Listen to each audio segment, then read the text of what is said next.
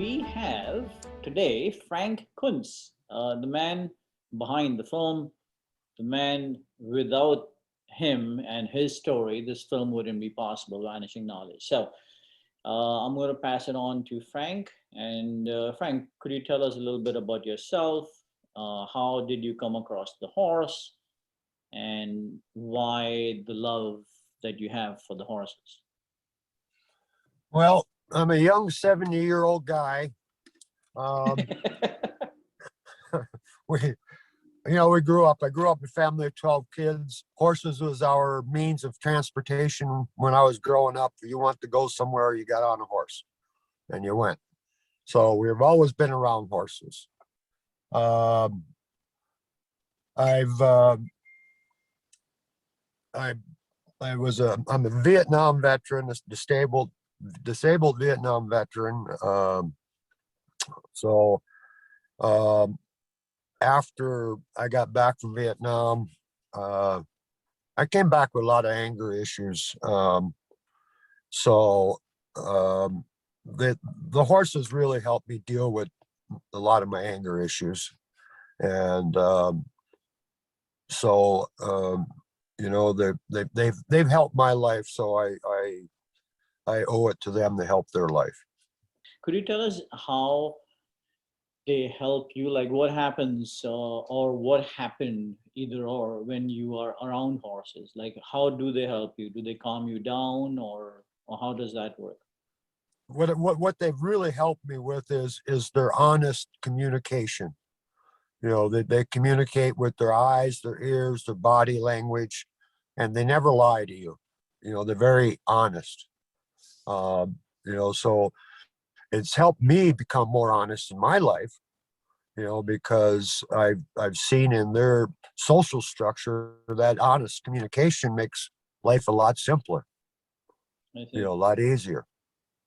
like when did you realize that this is what you wanted to do or this is what you are going to do because they have done so much for you? When did that realization happen? You know, like I said, I came back from Vietnam very angry. I was angry at what we were doing to the people over there because they didn't know the difference between communism, democracy. Nobody had listened to them, and these horses ended up in that same situation where no one spoke for them and nobody cared about them. So it just started progressing. I mean, somebody had to speak up, and the more I spoke up, the more I realized the more I had to do to help them out. In New York, it's 8 o'clock, but in North Dakota right now, it's 7. And Frank's irregular schedule is he gets up in the morning at 5:30, and I can tell you he does because when I'm there and I call him 5:30, he's up and ready. So he's actually driving over to the mayor's to his horses, the 300 Nokota horses that he has, just to check on them, to see if they need hay or whether, someone's got injured. I mean, some horse has got injured or the foals are coming now, I believe. Bulls are coming.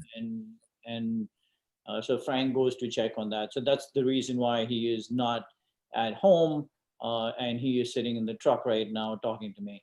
It is foggy and snowing, believe it or not. It's snowing in North Dakota. That's why he cannot really show us the mayors, but it would be great if you could see it, Frank. Well, I had planned on being out with the mares this morning, but it's very muddy, very cold and wet, and so I had planned on doing my interview out with the mares. Be great. We'll do it again. We'll do it again, but it's a little tough when you're outside and it's raining and you got an iPhone. Right. I mean, I'm sure you've heard me say we'll do it again. Uh, Oh yeah, one more time. what are you doing to spread the awareness of how these horses can help calm people and how can a person who is not involved with the horses get to spend some time with them? I mean, of course, at your place where your horses are, But if they were in New York, what should they do?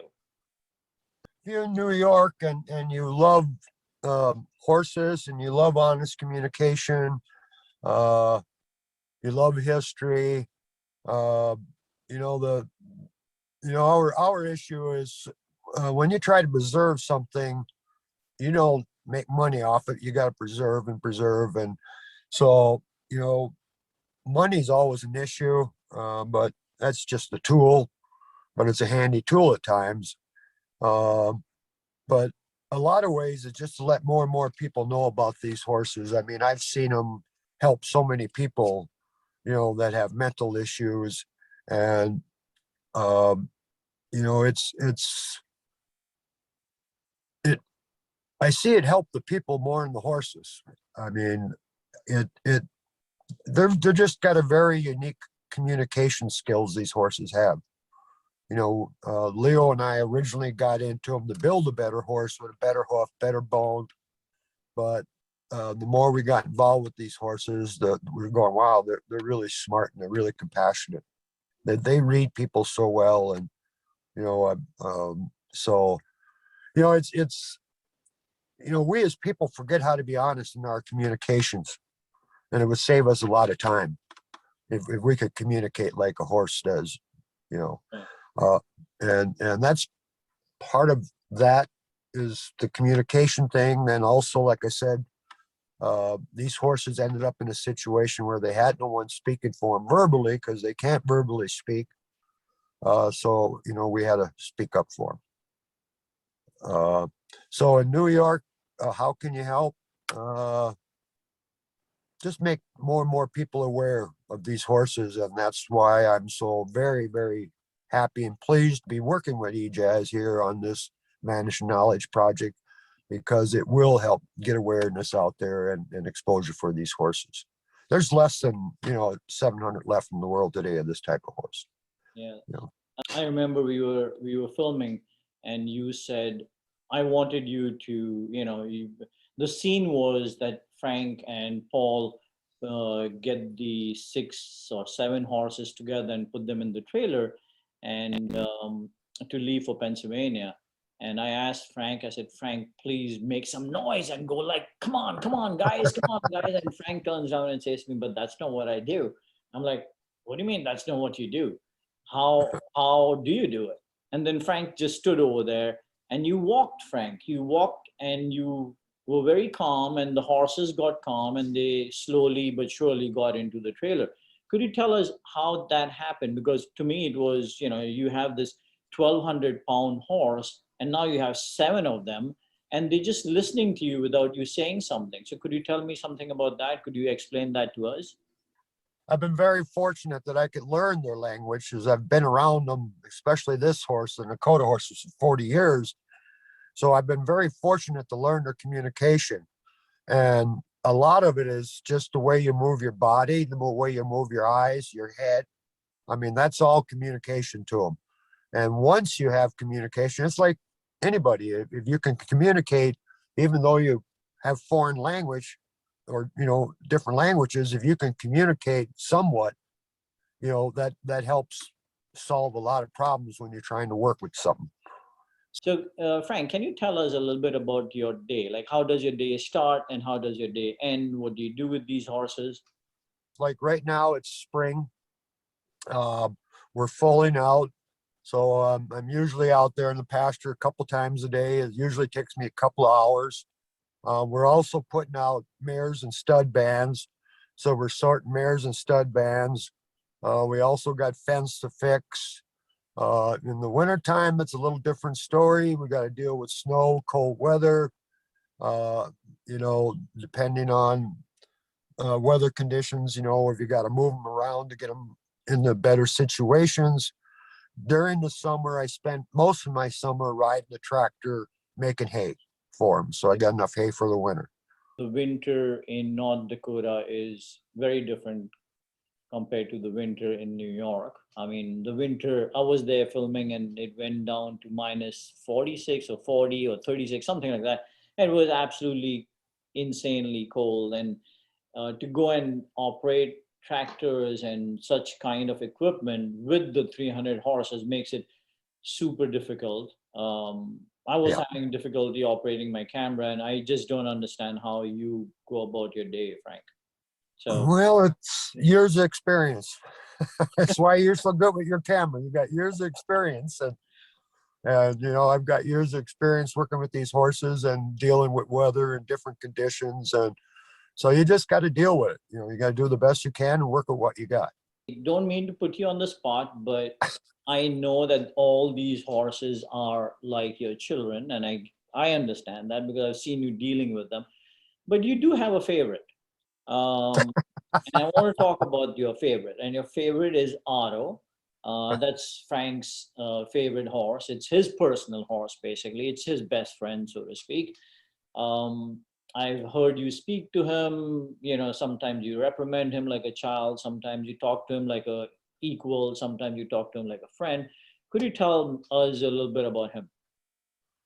Well, Otto, well, I got a real special connection with Otto because he left the ranch as a yearling and came back as a 4 or 5 year old. He had a lot of issues. And, you know, it took us a long time to work through the issues he had. He had dealt with some other trainers and they didn't quite understand how to deal with him.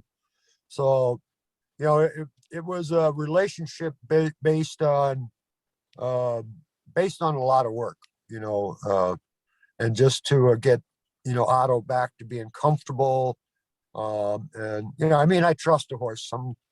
I mean, he blows, he snorts, he gets excited at times, but you know, I trust this horse. You know, he's my saddle horse. You know, he's my buddy. You know, we go Yeah. out for rides. You know, when I don't get to do the riding like I used to, but when him and I go out for a casual ride, we'll just go out and I'll let him graze and I'll just sit on the saddle and gawk and enjoy the scenery.